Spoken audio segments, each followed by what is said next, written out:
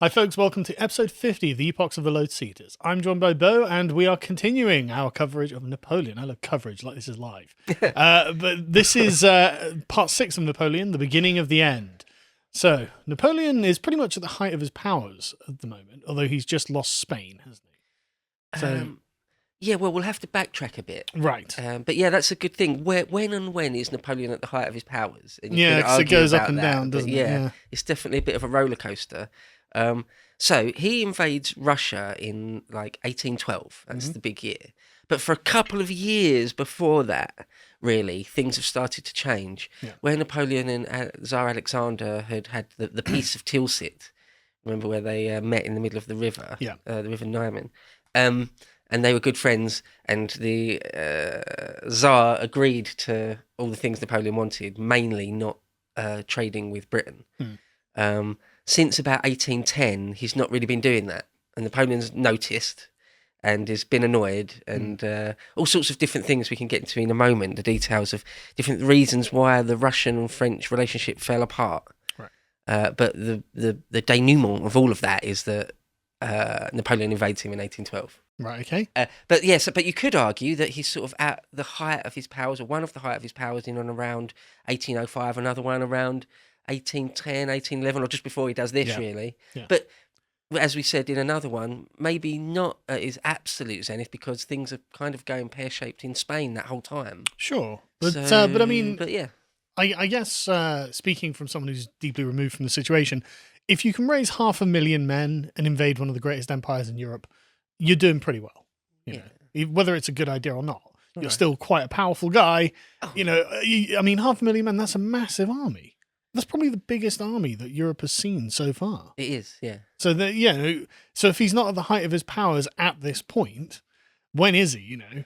Yeah, no, fair enough. So that's my argument. Yeah, no, it's fair. It's a fair point. I mean, some say the numbers are always disputed. Sometimes you'll see it says 500,000. Sometimes they say 600,000. It depends how you count it. Sure. Only about 200,000 of them are Frenchmen. So a lot of them are other people. I mean, there's Poles, people from Saxony, Westphalia, Bavaria, so lots of Germans. Yeah. Guys from Italy, Switzerland, Dutch guys, Croats. Yeah. A little bit of Spanish and Portuguese as well, that he makes sure they're not in Spain.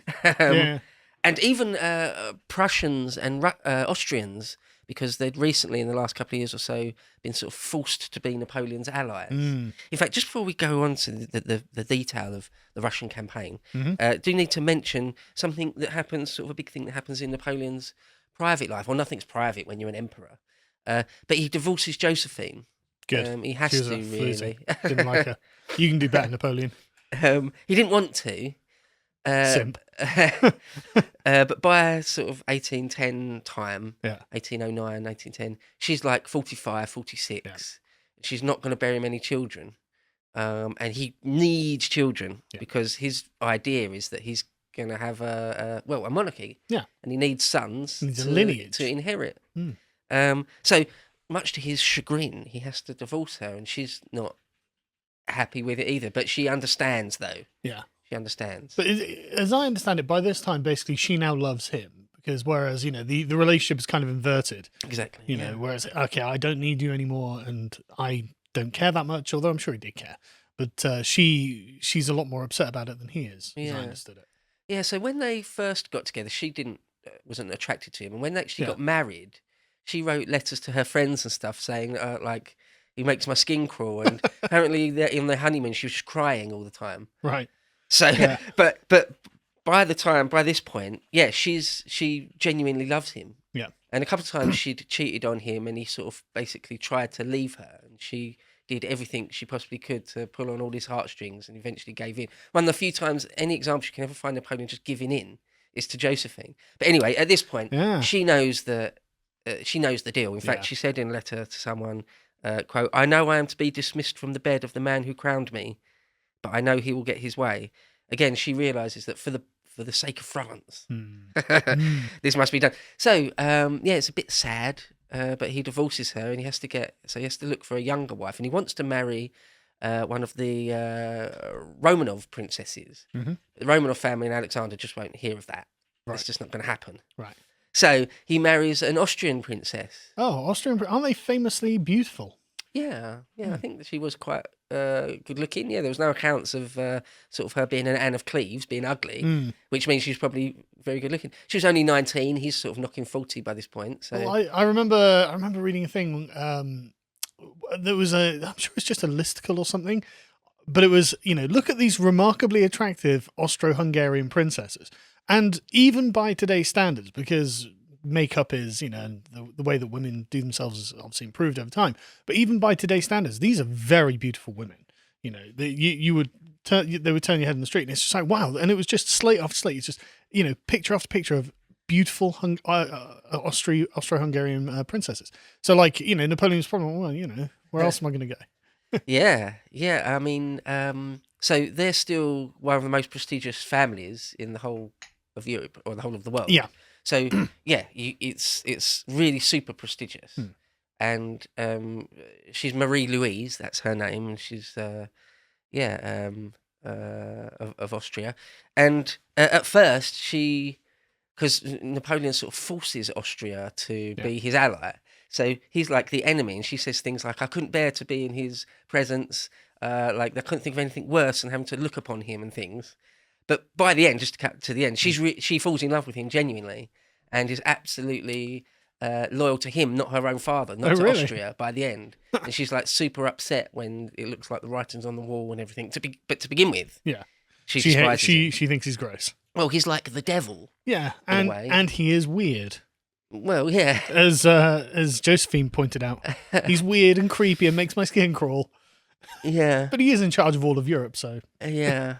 It's funny, actually, by the time he's sort of in his middle age now, early middle age, apparently he has chilled out a fair bit. Like that sort of ultra intenseness has left him a bit. Right. But he's also getting a bit heavy and just a bit old, and that sort of young man, boyish attractiveness has left him. So ebbs and flows again as you get older. It's just different, isn't it? Probably quite a stressful decade he's had as well. Yeah. His entire adult life is crazily stressful, to be fair. But he seems like one of those people that just thrives on it. Yeah.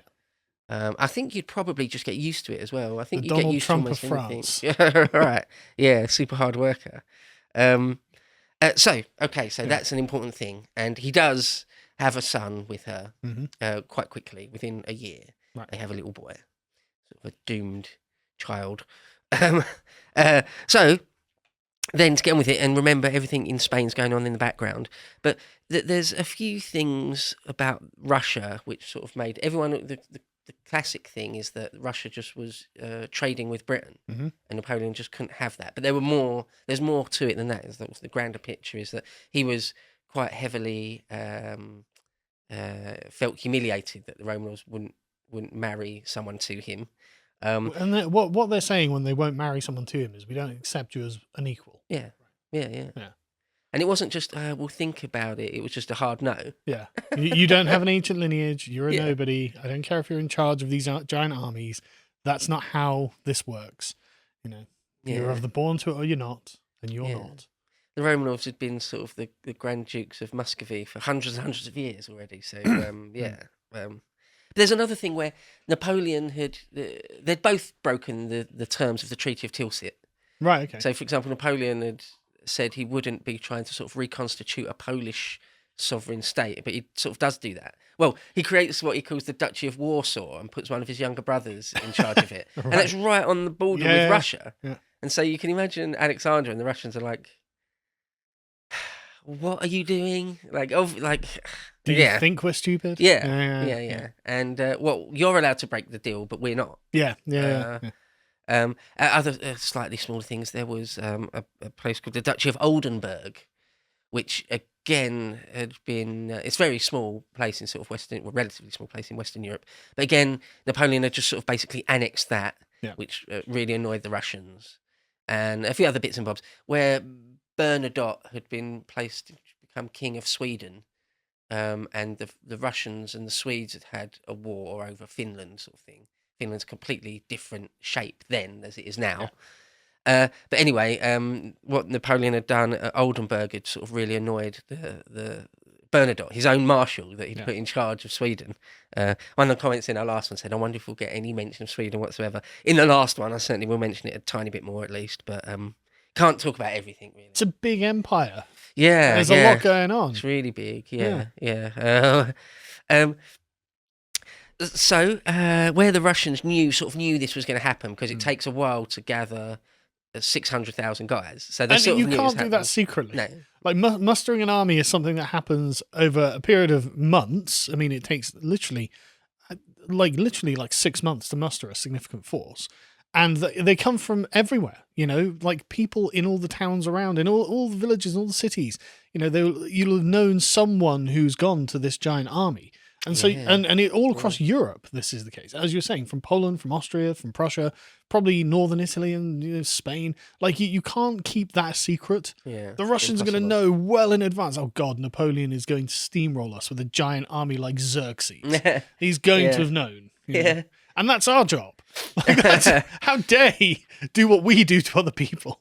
Yeah. It's absolutely. It's absolutely impossible to keep it secret. Yeah, and I think at least an element of it is that Napoleon didn't necessarily want it to be secret, because hopefully, why would you? His main war goal was to get Alexander to bend the knee, to continue to do as he's told.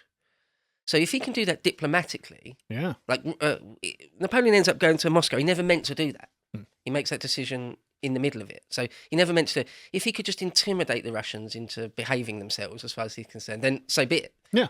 But we obviously know they don't do that. So, so where the Russians see it coming, what they do is they sort of shore up their peace with Bernadotte in Sweden, in Scandinavia, in the north. And then they've also been having on and off wars with the Ottoman. Russians have sort of more or less endless wars with the Ottoman Turk. So anyway, they share a border along the Caspian. Oh yeah, when you look at the map, it makes complete sense. It's obvious why they do. But so in this period, where Alexander sees this coming, he makes a sort of quite firm peace with the Ottomans. So in other words, he can concentrate everything he possibly can. His flanks, both north and south, are sort of held for a while. So his army of 220 odd, which is huge. Which is probably the largest army in Europe, other than Napoleon's. And so this is what I mean about, like, how dare you come and steamroll us? Like, that's what the Russians have been doing for centuries, just building a bigger army and then just roll in and attrition people to death. And then Napoleon's like, oh, two can play that game. Yeah, I'll just outnumber you 3-1. Yeah. And how do you like me now? Yeah, exactly. Let's see how that happens. But one thing, just super quick to say, is that Napoleon's armies are known for being really, really fleet of foot. Yeah. And super maneuverable. Yeah. That's sort of their thing. And you can't do that with 600,000 guys. You just can't do it. Oh no. Even though they split it up into three sort of army groups, it's still just too big and cumbersome to be doing these lightning quick manoeuvres that no one expected. So one of Napoleon's great cards to play, he can't play, at least to begin with, right here.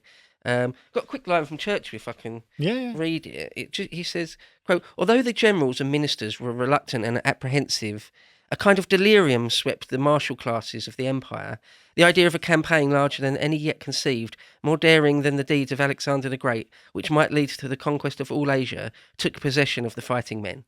So at least to begin with, everyone seemed up for it. The thing is, you can see why. Like, okay, look, there are 500, 600,000 of us. No one can stand in our way. Like, that's just a fact. And the Russians knew it. Napoleon knew it. The Turks probably knew it. I mean, I'm surprised the Turks didn't decide, oh, getting on this as well. On the French side? Yeah. Right, yeah. What have they got to lose? Might be able to snap up a bit of Russian territory. Yeah. Right. But anyway. It wasn't that long before, in the age of Catherine the Great and Tsar Paul, where they took the Crimea. So, for the first time, we built railroads down there. Of course, the Crimean War is the 1850s, but still, that region, the Russians were in and around that region before this, even. So, just long, almost endless conflicts with the Ottoman Turk. The other thing, just to mention real quick, is that Russia sort of felt, at least, that it had to be breaking the continental system because it was having economic problems. And not being able to trade with Britain, therefore a big chunk of the world, in essence, was a real problem for them. Yeah, because that's another thing, isn't it? Britain controls the seas and controls a massive overseas empire, and so it becomes a kind of nexus for exotic goods. Yeah, loads of stuff from the East Indies, the Spice Islands, and from India and from China.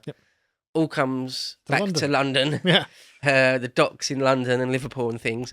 And so then to not be allowed to buy any of it off of us is really, really, really bad for them. It's insanely desirable to trade with Britain. That's the problem that Napoleon has. Yeah, yeah. And so anyway, the upshot of it all is that Napoleon on the 24th of June crosses the river Niemen, into Russia proper, and it starts this big campaign. Now, just to be clear, where does he begin from? Where has he mustered the army? So in the Duchy of Warsaw, which is modern day Poland, right. And there's the River Niemen. Yeah. I'll put a map up so you can see exactly. And it's and that is the same river where they met. It is sort of at that period in the early 19th century. That was the border between Europe and Russia. Right. Or White Russia, or Russia proper, sometimes it's called. Yeah. So the Russians are like, right, okay, raising this massive army right on our borders. This is coming, and that means it's just so it's clear as day that this is an army of conquest as well. Like you don't bring this many men unless you're intending to take it all. Well, yes and no. I mean, we know he goes to Moscow, but he, as I mentioned, he never meant to do that. He didn't even mean necessarily to go as far as Smolensk. He wanted to force them to... But what I mean is, say, potentially then. Oh, right. Yeah. The point is he's not making demands with an empty hand, right? He's making demands with a closed fist. Right. And you can say, well, no, and we're going to put up a resistance. Like, yeah, but look at what I've brought as my bargaining chips. So even if Napoleon doesn't intend on going all the way to Vladivostok, he could potentially go all the way to Vladivostok. So that's the point. I see what you mean. Yeah, no, absolutely. Yeah. There's no doubt that Napoleon wanted to play for keeps. Oh, yeah. Absolutely. Yeah. The stakes couldn't be higher for the Russians. Yeah. No, I mean, historians have argued about whether Napoleon meant to exactly how far he meant to go. So let's get into it. To watch the full video, please become a premium member at lotuseaters.com.